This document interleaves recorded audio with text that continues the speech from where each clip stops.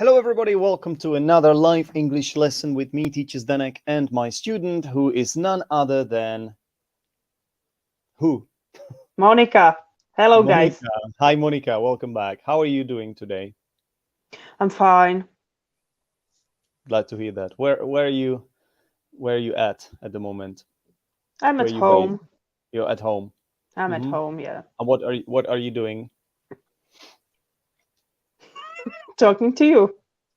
Yeah, but okay, what were you doing before you started talking to me? I spent some time with my landlord. Before that, I'd been outside, walking and stuff like that. Yeah. Walking and stuff like that. Okay, very vague, but that's all right. The weather was beautiful today, wasn't it? It was. I enjoyed it. Absolutely not typical for the month that is right now. So yeah. What month? For month is it? It's yeah, February. Yeah. Yeah. So yeah, it was very, very warm. Was the temperature high as well? It was like 12 degrees or 13. Oh. That's decent. It's very decent indeed. So, yeah. No, go on, please. No, there's nothing. I just wanted to say hi to our viewers who are watching us live. Yoli. Hi, Yoli. Hi. Helen. Hi, Helen. How are you guys? Good to have you here. Yeah, so as always, this is a Dogme lesson. Dogme lesson means that there's nothing prepared. I'm thinking that maybe in the future I could change this format just to try something different, just to change things up a bit, but we will see. But for now, it's still Dogme, so we don't know what's going to happen. We don't know what we are going to talk about. So yeah, you guys who are watching this can get involved. You can be part of this lesson, ask us questions, make comments. As long as they are reasonable comments, we're happy to put them on the screen as well. Hi, SRSE. Welcome to the show. Hi. So a show. I always say show because I also do some shows here on like English through football, English with football, and what else do I do here? I can't even remember anymore what shows I do. Well, I have a podcast called Zdενek's English Podcast. So I think an interview with Gabriel from the Clark and Miller English podcast is coming up soon. That's a podcast, but also a video. So that's going to happen in not so far future, not so distant future. Serkan, yeah, we know you. Serkan from Turkey. Good to have you here. Good to see you here, Serkan. So, as always, what are we going to talk about, Monika? We started with some small talk, yeah, which is common, isn't it? To start with small talk. Are you good at small talk, Monika? I don't think so. Why not? Why not? Because I don't talk to strangers or foreigners very often. I usually talk to my friends and people I know, and I usually don't make small talk with them. So yeah, there are some topics I can talk about easily. Such as? I don't know. For example, the weather and things like that. Yeah, well, that's definitely in general, small talk. Yeah, but in general, I'm not good at it. So what do you think is the cause of this? Why do you think you're not good at it? Because I don't have enough practice. Well, we are practicing today. We started with small talk, so. And you saw what happened. Yes, no. Well, that could be me as well, because am I good at small talk? I don't know. I don't think I'm particularly good at small talk myself. However, it's part of the language. It's part of communication among human beings as well. And Yeah, generally, I'm not so fond of small talk because it seems often very meaningless. Yeah. Yes. What's the function of small talk, Monika? What do you think is the function of small talk? Hi, Irena. I think the function is that we can talk to each other when we don't know each other well without going into controversial topics or, Yeah, so that's we right. just can know each other a bit better, and yeah.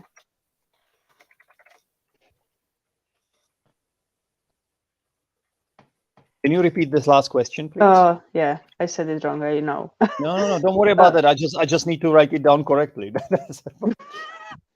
So it's not that you said it wrong. I think you did, but I need to.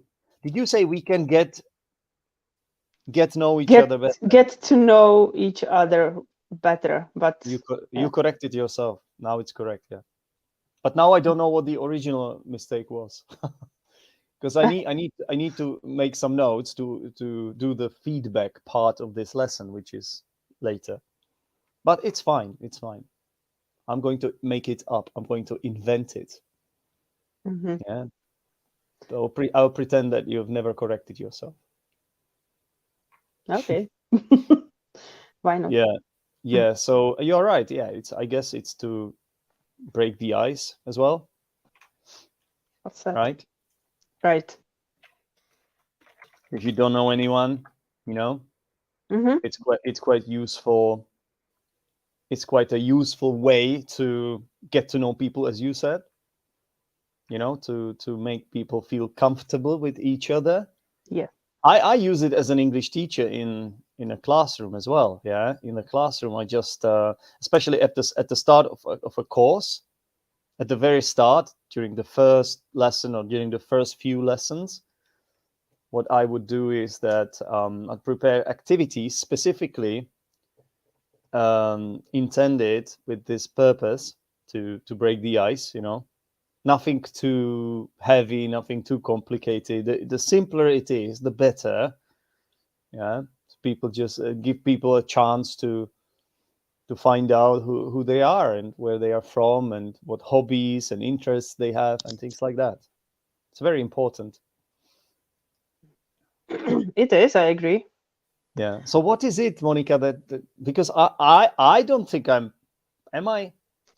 I don't think I'm particularly fond of it, as I said. So what is it that makes it difficult for some people? Because it seems like a straightforward activity to do, right? So why is it that some people struggle with it? What do you think is the reason for it? That's a difficult question for me. I have no idea why, because it's a straightforward activity and it's simple. The topics are always the same. There are just a couple of topics that, Exactly.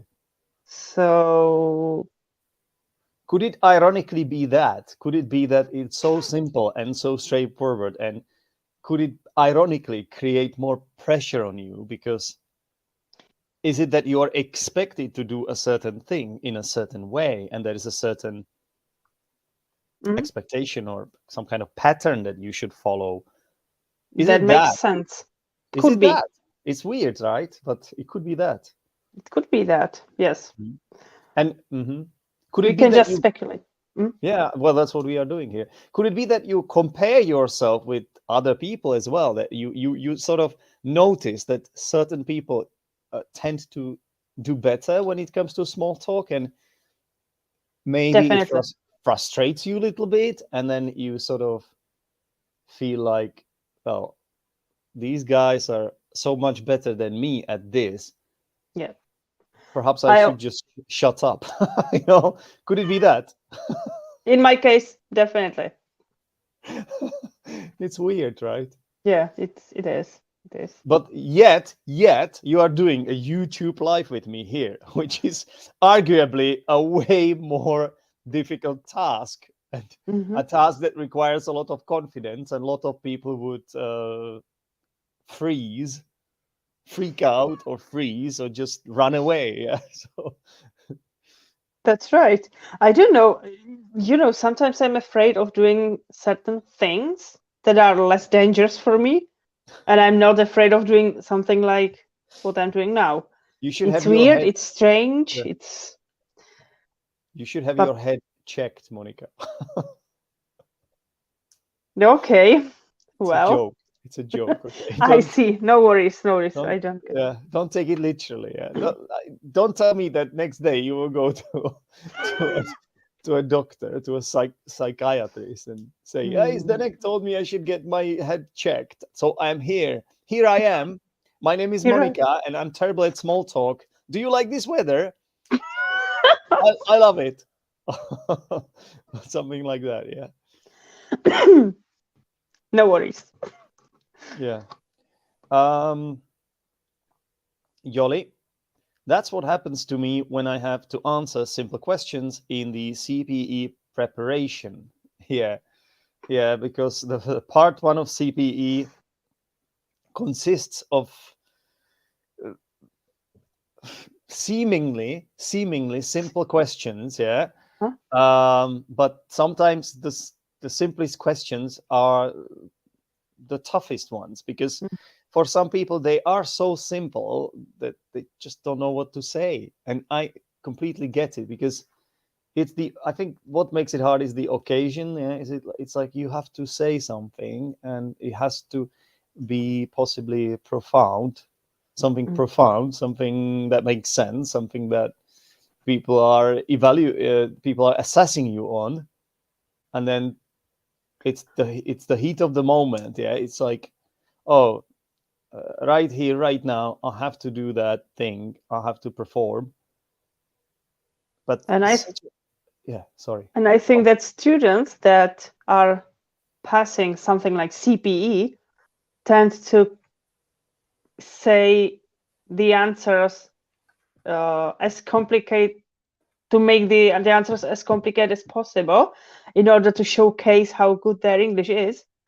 And this could be the tricky thing, because they could trap themselves in it because of. I like this expression you said, to showcase their showcase their, what do you say? Showcase to showcase how good their English is. And you was the one who taught me this phrase. Oh, really? Yeah. Okay. Well, I guess I'm proud. You see, I'm not always good at taking compliments. That's like you say you're not good at small talk. When I often get compliments from people, I think it's part of everyday life. Yeah, we give each other compliments just to make each other feel nicer about ourselves. But for me, it's a struggle sometimes. Yeah, when people, it depends. Sometimes I'm good at taking compliments, but other times I'm like, no, I'm not ready for this right now. Just shut up. Yeah, shut up. I want to remain. What's the word for it? What's the word I'm looking for? Low key. I want to remain low key. Yeah, low profile. That's something new for me. Low key. Something like that. Yeah. Okay. I'm making some notes here. So if thanks. people are wondering why there's awkward silence, it's because I'm terrible at multitasking as well. I'm just making some notes so that we can talk about it later. Yeah. Okay. Good. Yeah.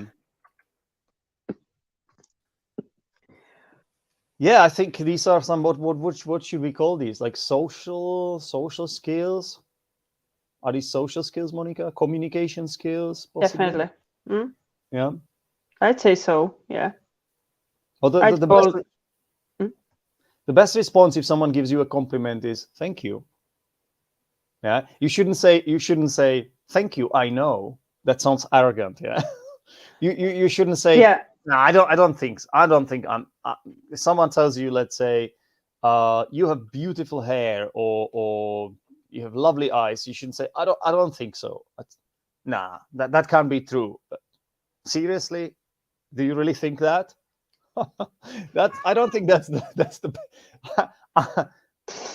I don't know. Yeah, I don't know 100%, but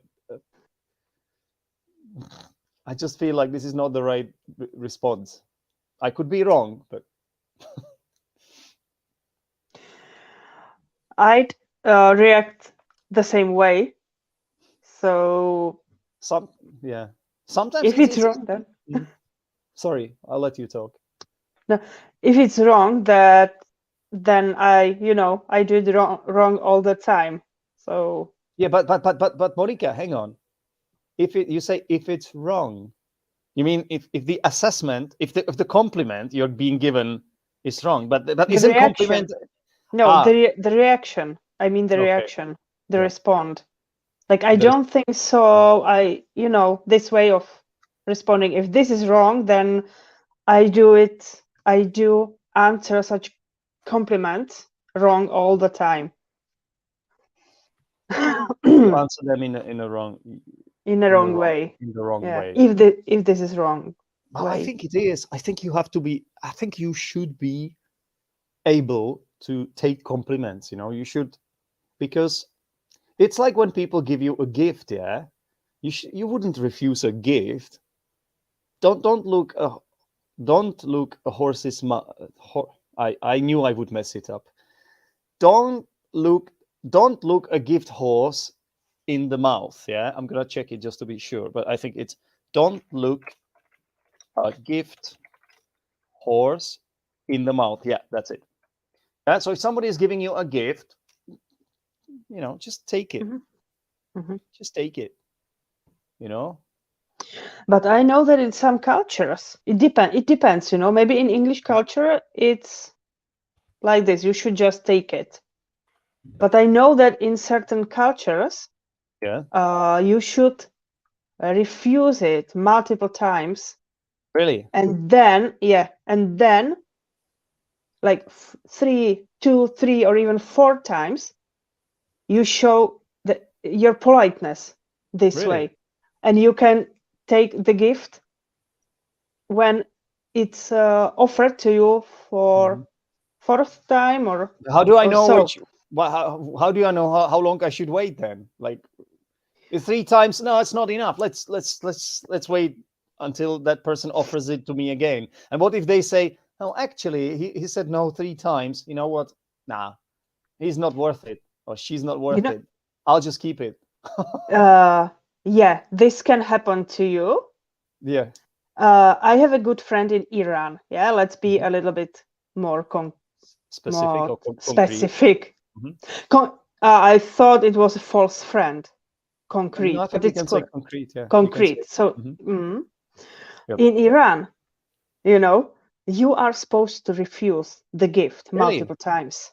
Oh, really? And the other side that pretends being interested in giving the gift to you, they can just offer it to you 2 or 3 times in order to show they are polite and they are nice, but they really don't want to give it to you, and they keep it in the end.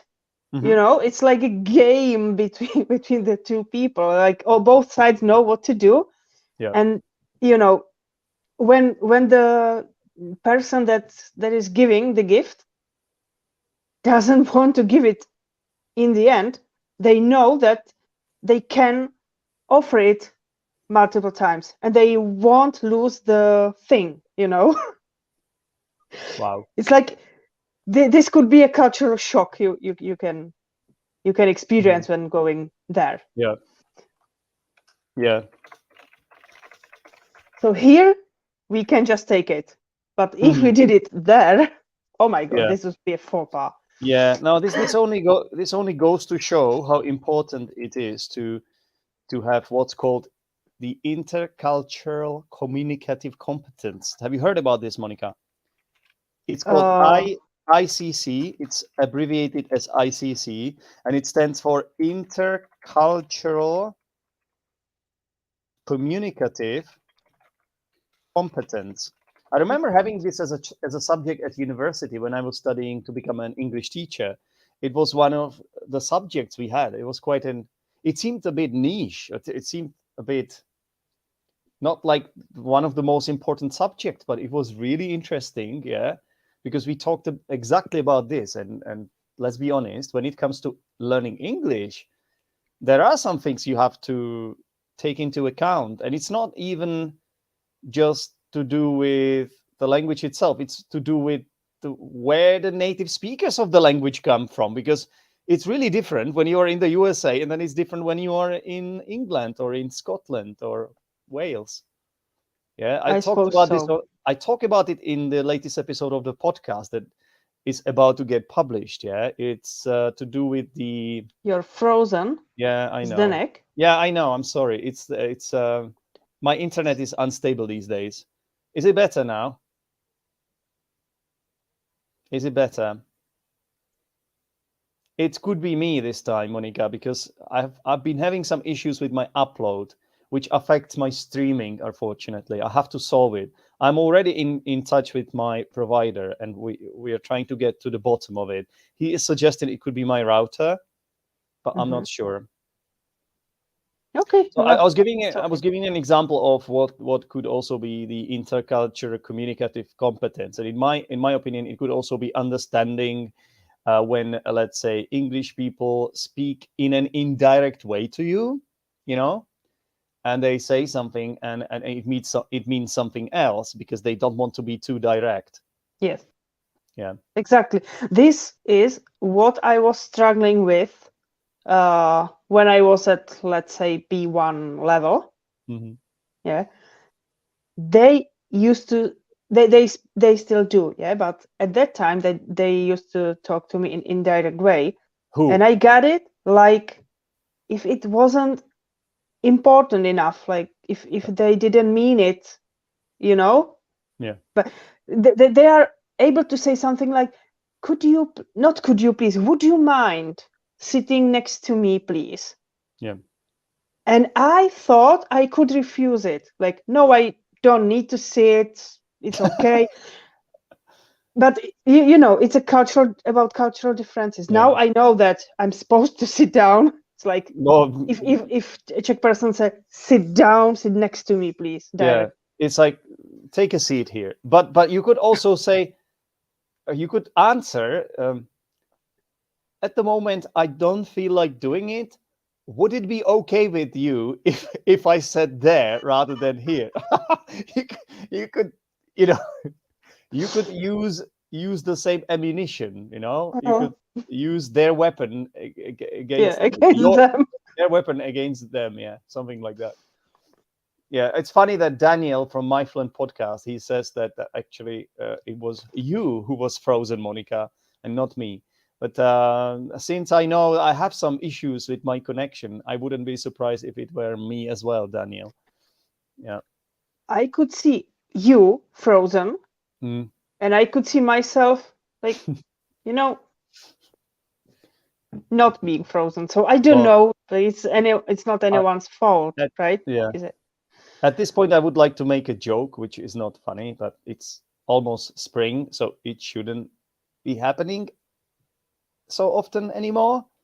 But it's not funny because usually when things freeze, it's because of winter, yeah. But not funny at all. Yeah, it's fine, Zdenek. Let's just move on. Because as Daniel says himself, it's better now, so as long as it's better, we are all good.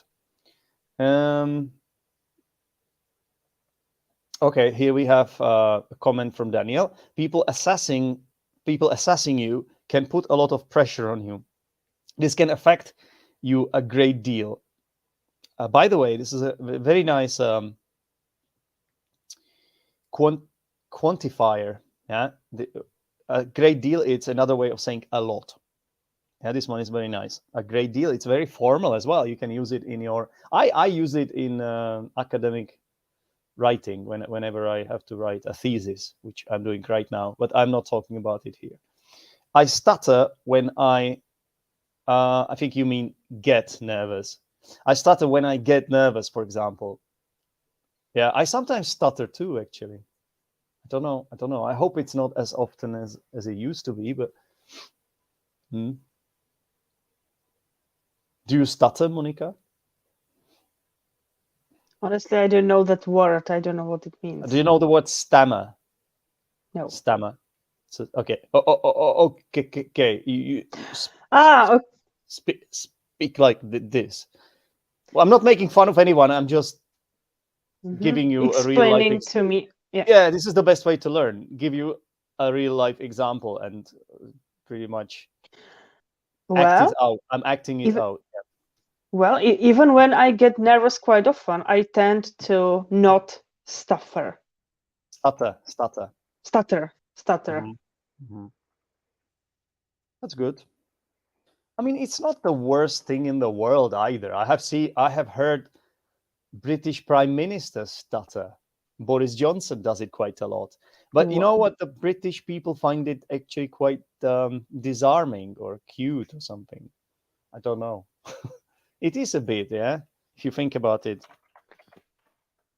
No matter if you like or dislike Boris Johnson, it's not what we are talking about here now. When a person in a high position starts stuttering and it's and can turn it into a joke or just, that person only shows that they are just a human, just a human being, right? So if it happens to me, it does happen to me on the podcast, for example, if I start talking nonsense or just forget what to say, the best way to deal with it is to just not to take yourself too seriously, make fun of yourself, and then it will disarm absolutely everyone. Yeah, it's the best strategy because it now I'm doing it now. You see, I didn't even intend to do that. It shows that you are a human being and that you are okay with this part of your personality, and that it also shows that you're able to deal with it. So it seems absolutely normal. Nobody will even notice it sometimes. Yeah, you know what I mean? I do. You just have to be confident and just learn these strategies, how to deal with it, and you will be fine, like Boris Johnson does it. You could even become the prime minister of your country one day. Who knows? Who knows? Okay. Where were we, Monika? Where were we?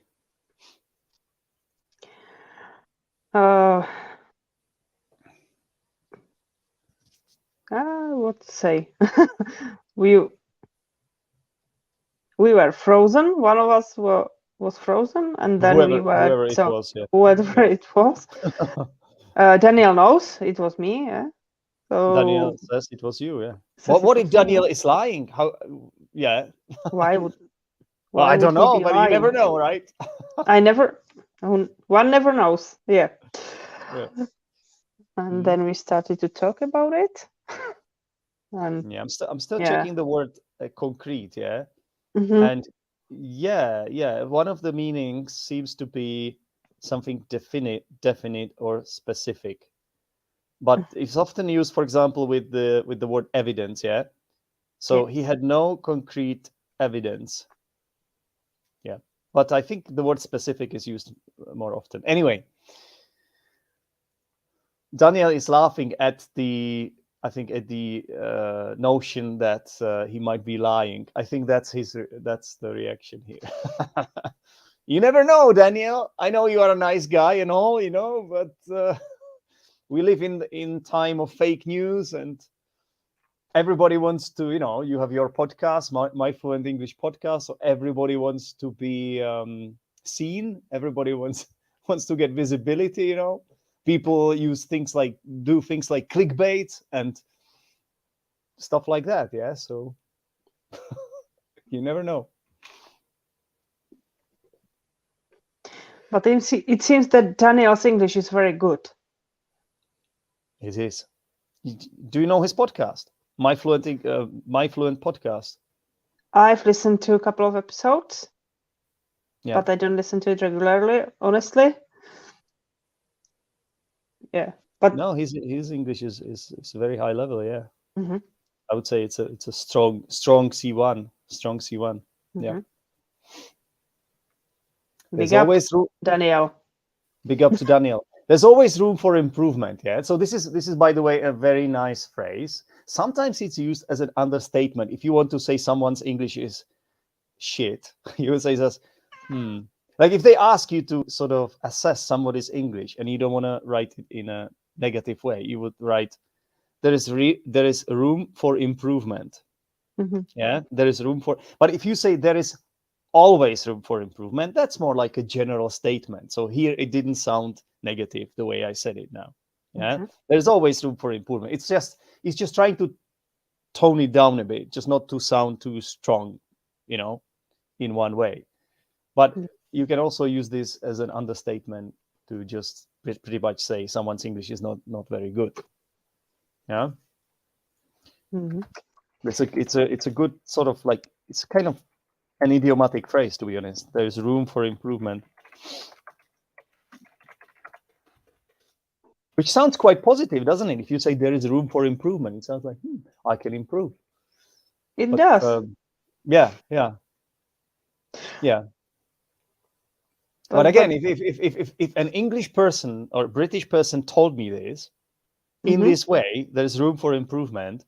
For example, if I started working for a British company and they would do the annual assessment of me as their employee, as their staff member or something, and they wrote this in the report, there's room for improvement. As someone who has learned to understand the way British people think and the way British people basically play everything down, or the way they don't want to sound too direct, for me, this would definitely sound as criticism. And I think it is meant like that as well. Yeah. I wanted to say something like this, and you were faster. You said it sooner. Well, I didn't let you talk, really. That's why. No, but I had it in mind as well. Well, good. Yeah. Again, I don't know if I should trust you on this, because you never know. Like, people could be lying. I don't know why I'm so. What's the word for it? I'm very cynical Suspicious? today. Cynical? I'm cynical. Yeah, I think it's suspicious. Yeah, I could say I'm not suspicious. In this, I would say a better word here would be cynical. Yeah, I'm cynical. Feel free to. If you say suspicious, it's like you think somebody has done something. Yeah? You're suspicious. You're kind of. But cynical means it's like I expect the worst thing possible. I don't believe in the goodness of people or something like that. I'm cynical. Are you sometimes cynical, Monika? Not very often. It's not my way of thinking, but I've definitely been cynical a couple of times in my life. Only a couple of times. Okay. Only, yeah. Yeah, it's not much. It's okay. It's okay. Yeah. I think sometimes it happens when you have a lot of bad experiences. It just changes your way of your perception of how life works. Let's say, okay, to give an example, let's talk. I don't want to talk about politics much, yeah. But if you are repeatedly let down by politicians from your country, we're speaking just generally here, without any examples. Next time you go to elections, you might be saying things like, it doesn't matter who I vote for, it's always going to be the same. Haven't you heard a lot of people say it like that, Monika? Definitely I have. So that's what I mean by being cynical. Yeah? Daniel was blushing, I think, when we were talking about his podcast and his English. I think he was blushing. So, blushing, do you know what it means, Monika, when you blush? I think I can guess, even when I haven't heard this word as well. This is the best way to learn, from context, yeah? That's why I'm asking this question. So go on. I think it could mean from the context that he is how to describe this? He's proud of himself, but he feels like Do you know what? It's actually, yeah, I think you are on the right track, but it's also to do with, let's say, it's also to do with the color of your face or skin, or something happens, yeah, after you're if you are praised a lot, some people's reaction is that the color of their face get changes. red a bit. Yeah. That they don't want to take the compliments. They are not sure that the compliments. No. I think it's not really about that. It's just this is your reaction. It's like there's a physical reaction. Okay, when your face gets red, I got it. Okay. Because your face can get red because you are, for example, embarrassed. Yeah. So perhaps it's something similar, but it's not really embarrassing here. It's like, as we talked about the compliment as well. Yeah, it's the similar thing. Like, oh, it's a compliment. What should I do? Awkward, Yes. Yeah. So it's embarrassing a little bit as well. Yeah. But also, I think it doesn't have to be the case. You can just sometimes say it. I assume Daniel's face wasn't really red at that point. We don't know. Daniel, you would have to send us a screenshot.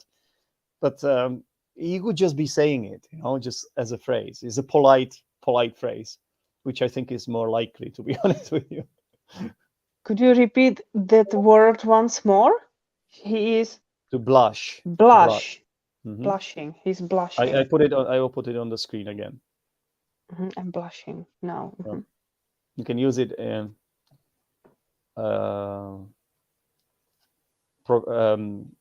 present continuous like this as well. Yeah. Okay. It's an action verb. It's what we call an action verb. All right. Thank you very much, Martin. There is a little mistake, not very good explained, but very, Monika? Well explained. Very well explained, Martin. Yeah, you need, because this word is connected with the verb to explain. You explain something well, not good. You can say very good. Go on, Monika. Yeah, I want to say the same thing. So go on. Say it. You can say it was a very good explanation. Yeah. Or it was very good explained. No. Very well explained. Because you are reading what's written there. Yeah.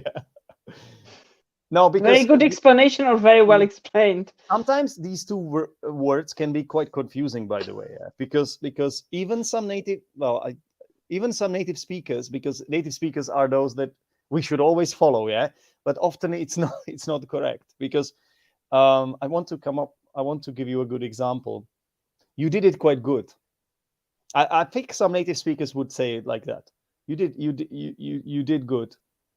Yeah, especially teenagers, right? Not just teenagers. It's just slang, and we don't want this user here. Bye. What was going on there? I'm not. Sometimes you get some spammers or trolls. Or I did not kick Monika. she left. Yeah, we had a spammer in the chat, so I had to block them.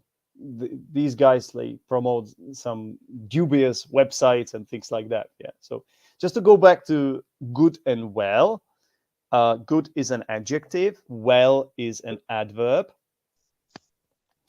and we can use adjectives. Obviously, adjectives go before nouns to describe nouns, right? But they also go after certain verbs, like what verbs that we call linking verbs. Yeah, so you would say something like it smells good, or it looks good, it sounds good. Yeah, the reason you can use good after these verbs is because these verbs are linking verbs. So they are just special category of verbs that can take adjectives like this. However, with most of other verbs, you need to use adverbs. And here, to explain something, you explain something well, right? Or somebody plays really well. like in a football match. However, there are native speakers who would break this rule. Yeah, not just native speakers, also non-native speakers, of course, and they would say something like, "He plays good. He plays good." Yeah, so it's a mistake. But sometimes when a lot of natives start making a certain mistake, it will become acceptable as well. Yeah. So if you think about English, the English language as a set of prescribed rules that you should follow, yeah, because every language has certain rules, then it's a mistake. But if you think of the English language as the language that people use in reality, that people use in everyday life, then technically it's not a mistake. Do you know what I mean? Of course. Well, this one is definitely a mistake, Martin. This one, yeah. Sorry for dwelling on it so much, but I always like these comments, guys, because we can use it as a great opportunity to learn something. Yeah, every single comment, in every single comment, there is something we can learn about. Monika, this has been too long. I haven't even started doing the feedback thing. Okay, let's get into it.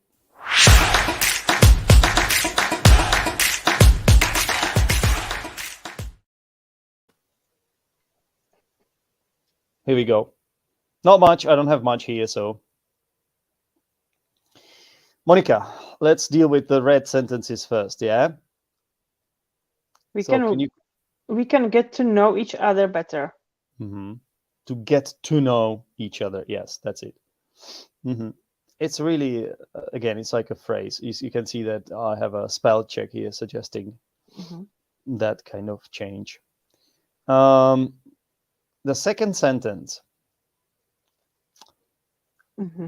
It's not complete, but I think you want to use a different verb there. So the students that are passing, I think you don't want to say passing, because passing the exam is what you do.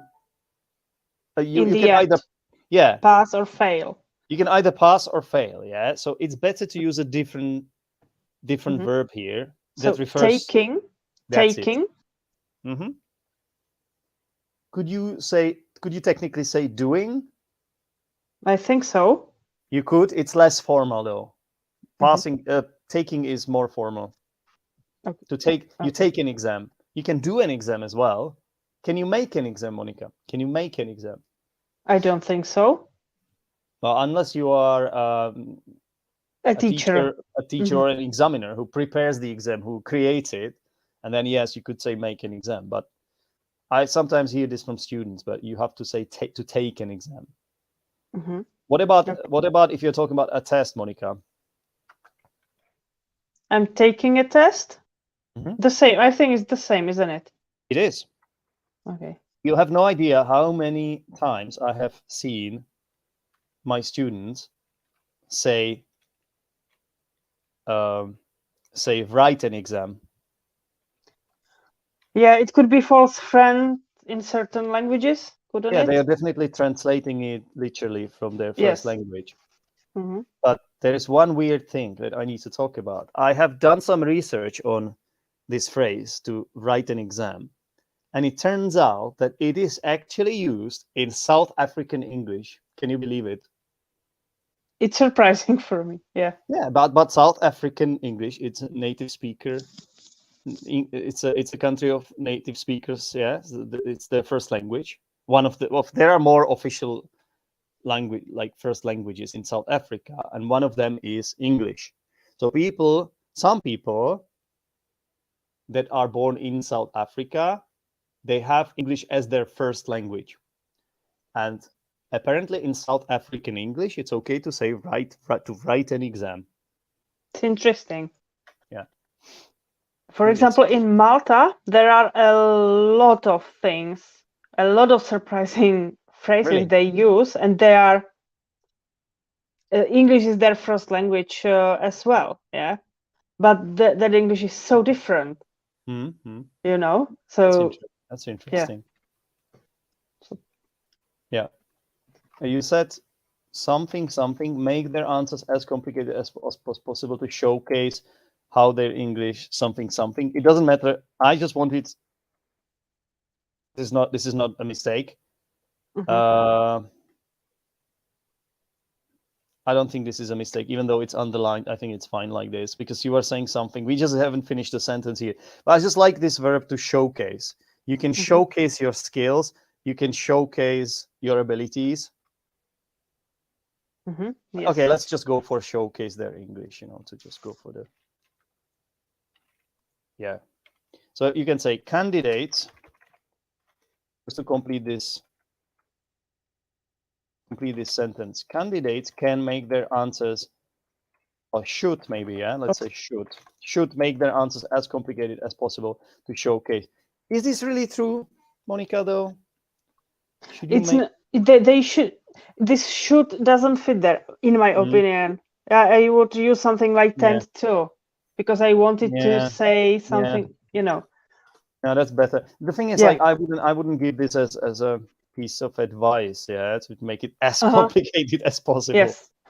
No, but they do it in order to showcase their English. That's but right. It's not always the best approach or best. Absolutely not. Yeah. It is a good approach if you know your limits. Yeah.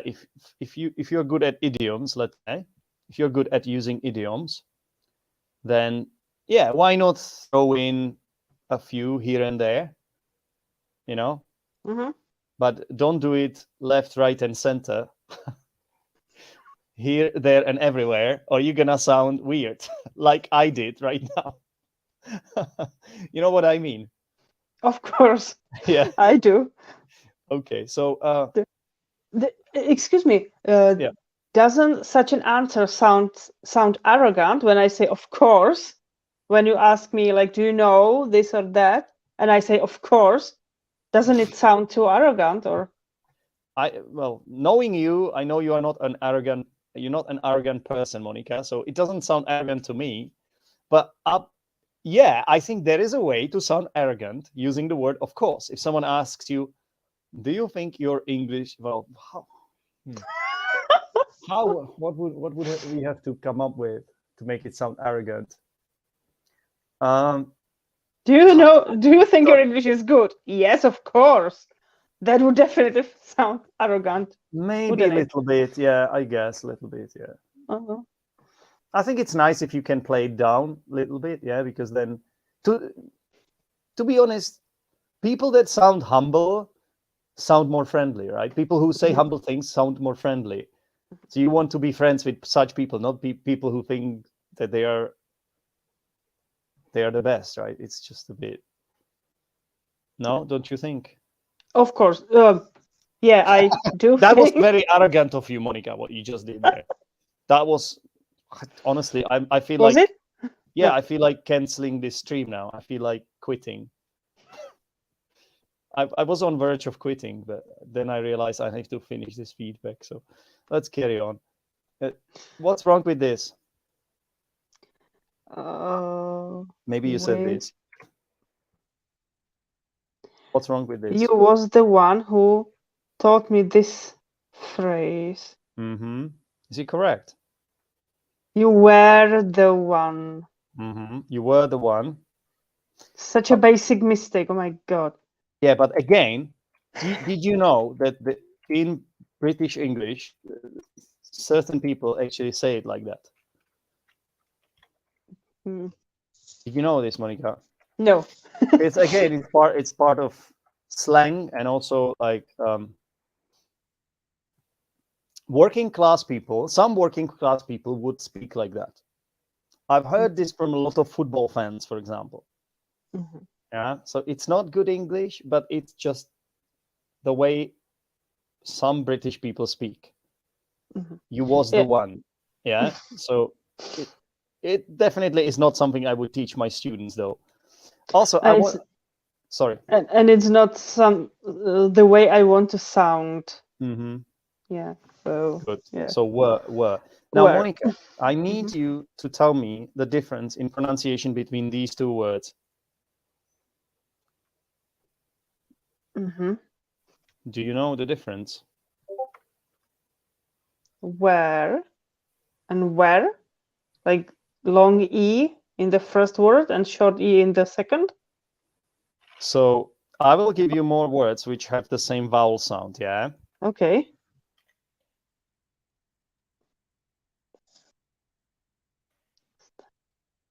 Yeah? Can you Bear, see it? stare, care. Yeah, and the first one again? Bear. Yeah, and the original word?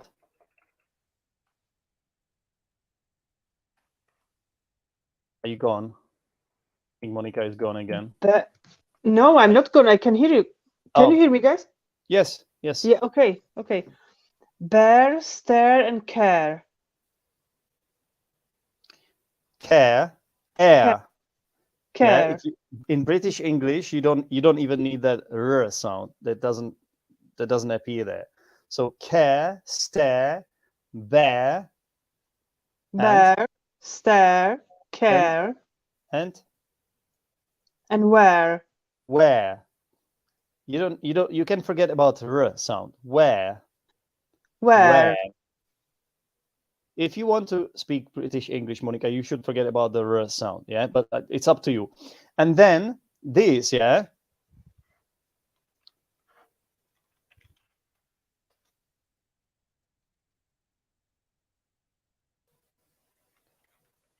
I need to come up with similar examples.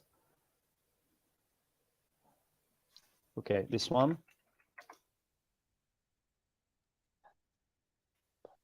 Let's go for this one. So, how about this one?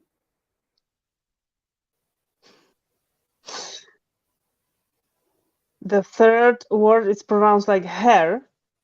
It's not. No. It's her. Her. Yeah, So her. were, poor. Were. Forget about the r sound, yeah? Just say were. Were. Poor. Hmm? Her. And Yeah. stir. Yeah. So I'm not saying you shouldn't pronounce it with R if you want. Okay. But as far as I know, your English is more British than American. So I feel like maybe I should tell you these things. So in American English, they would say were, per, her, stir. Yeah. But in British English, were, per, her, stir.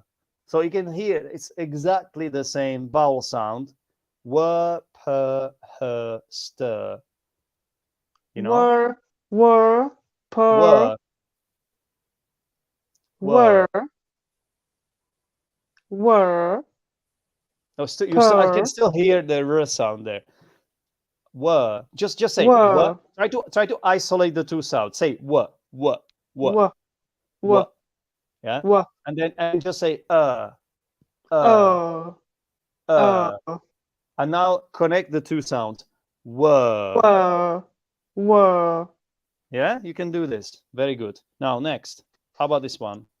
Hang on. Isn't it double R?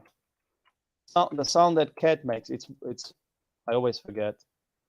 Is it double R or not? You know that it is, isn't it? Yeah, it is. Yeah. Sorry about this, guys. It is double R. My bad. Yeah. You know how when you kind of like stroke cat, then it starts purring, right? It starts making that sound, showing you its happiness or something. And then this one. Her. Her. Her. Yeah. And stir. Stir. Yeah. So the difference here, I need to. If you give me 1 second, I will find the symbols for you because I don't have them. Hey, I should have them somewhere. Yeah, I do have them here.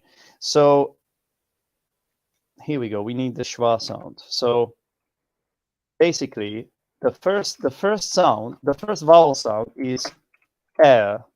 Yeah, and the second vowel sound is long It's a long vowel So the first one is a diphthong air, and the second one is just a long vowel So it's not the same sound.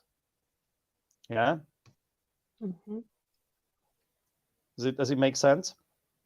It does. And there's one more thing we need to say though.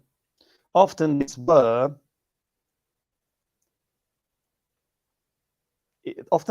is pronounced as a weak form. I don't think it's pronounced as a weak form here, because here is the main verb of that sentence. So not here, but in other cases, like intensives, like you were watching a film when something happened. Yeah. Mm-hmm. If it's a part of past continuous or a past passive or something, these books were written, then it's used as an auxiliary verb, and we pronounce it as a weak form. And what do you think the weak form is, Monika? What do you think the sound is? It's just so we just say what, like in this case, what, yeah, what. So you would say you were watching a film. You were watching a film, weren't you? You were what? I still need to say that the R sound. You were watching. You were watching the film, weren't you? Weren't you? No, the weren't you is different. But for example, these books were written in the 19th century, weren't they? Oh, why do I always need to use that question tag? We don't need that. I'm only confusing you. So basically, these books were written. These books were written. What? These books were written. Were written. Were written. Were written. Were written. Yeah? Were written. Just were written. Were written.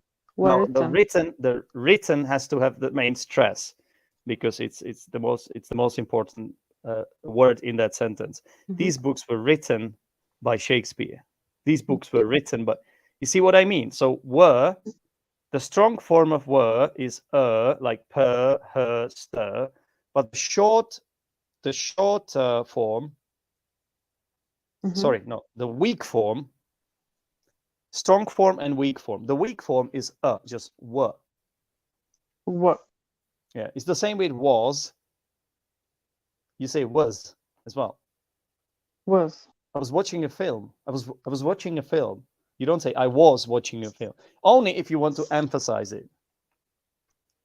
Mm-hmm. You know? I was watching the film. I was watching the film. I was so, yeah. Just if you're not sure what we are talking about, guys, just Google short versus weak. Not short. What am I talking strong about? Versus weak. Strong versus weak forms. Yeah, and we are talking about pronunciation. It's an aspect of pronunciation. Sometimes students have no clue about this actually, and it's actually quite important. Yeah, strong versus weak form, and we are weak forms, and we're talking about pronunciation here.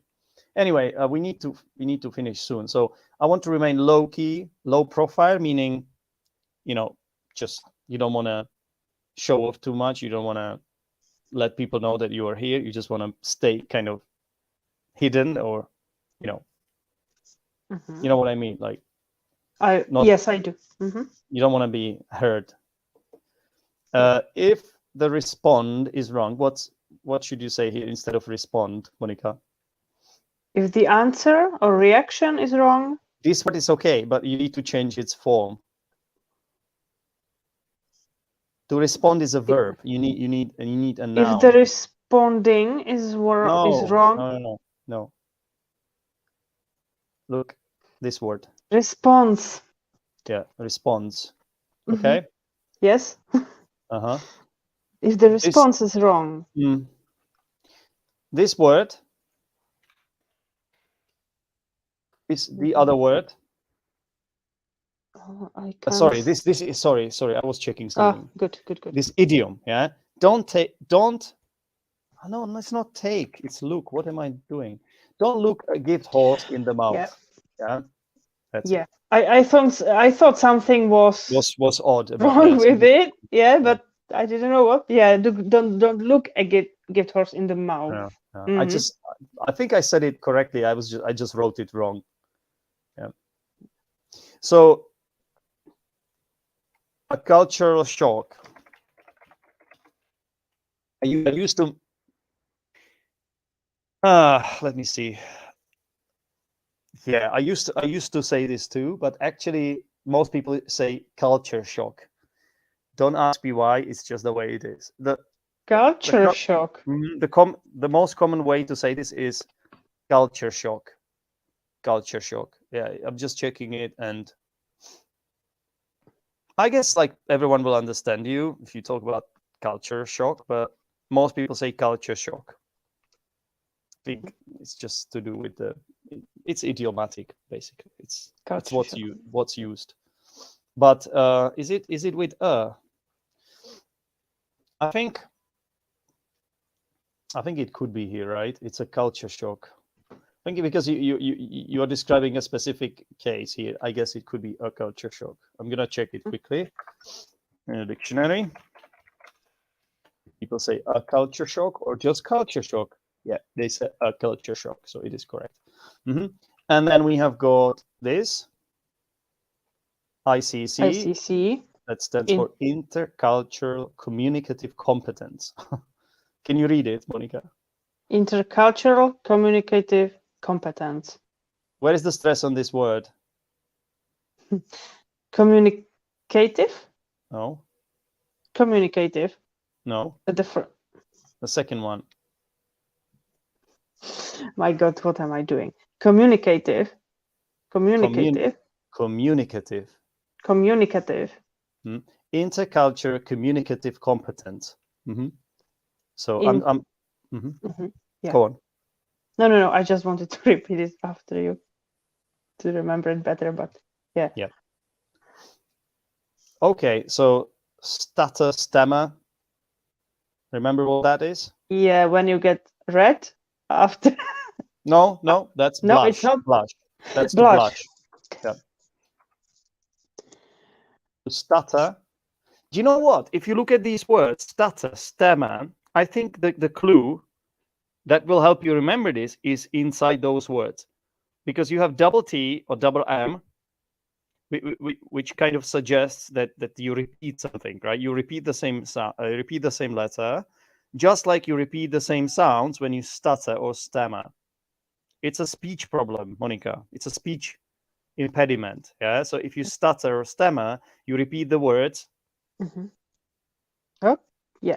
In an unnecessary way, like it's redundant, and you do it because, as Daniel suggests, you get nervous, or it could be some sort of problem, communication problem.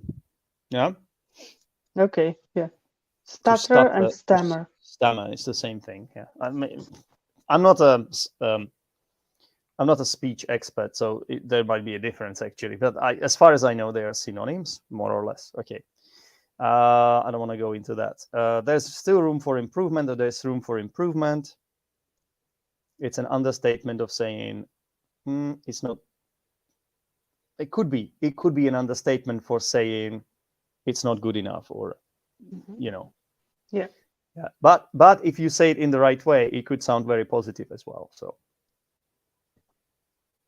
if you talk, especially if you talk about yourself and you say there is still room for improvement, it's a nice phrase to use, and it's totally fine.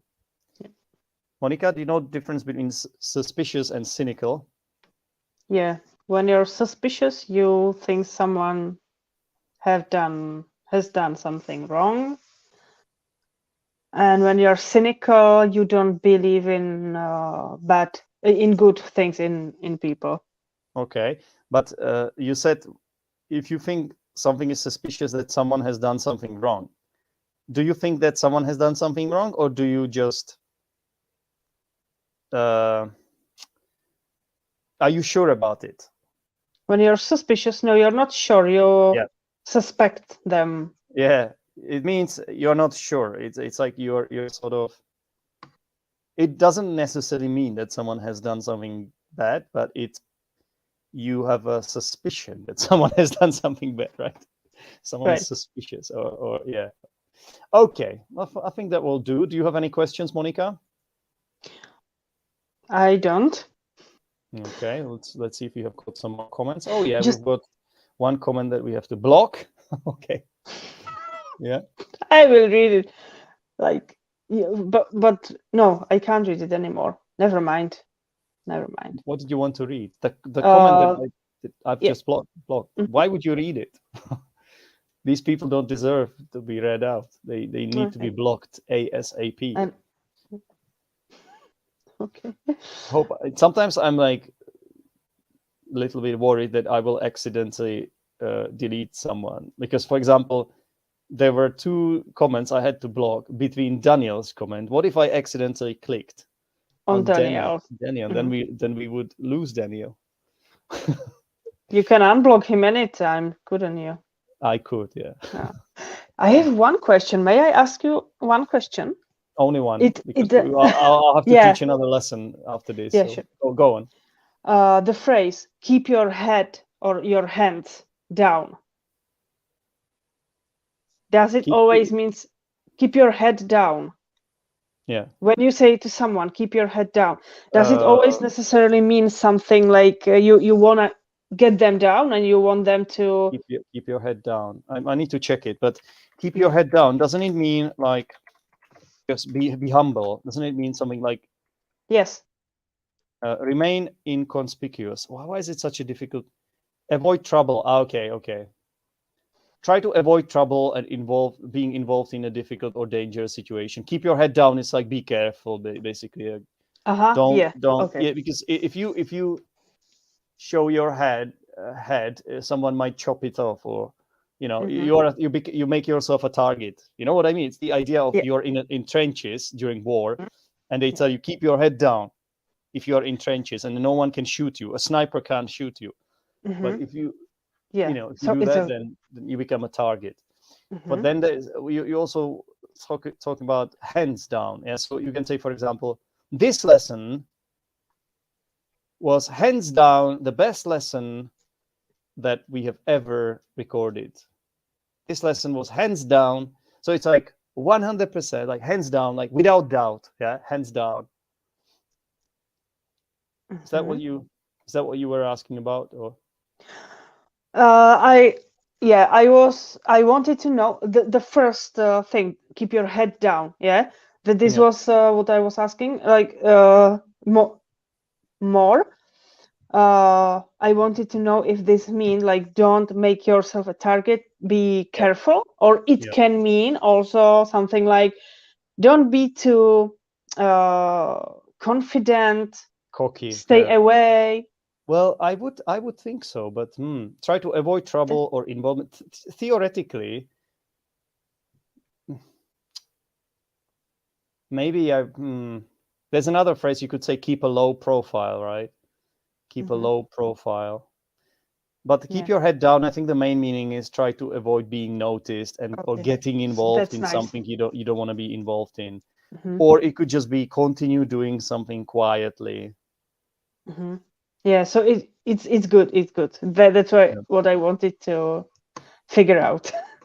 Yeah. By the way, I'm glad, Daniel, that you like these lessons. Please don't forget, guys, if you want to help this channel grow and me, Zdenek, give me a like, because it will make a huge difference. Because if every single one of you watching this gives me a like, then there is a good chance that more people will be able to see this video and watch this lesson. And that will help my channel, of course. So thank you very much. And Monika, good job, as always. And yeah, that's where we will part. Okay. So I'll see you next time, guys. Bye. Bye, guys.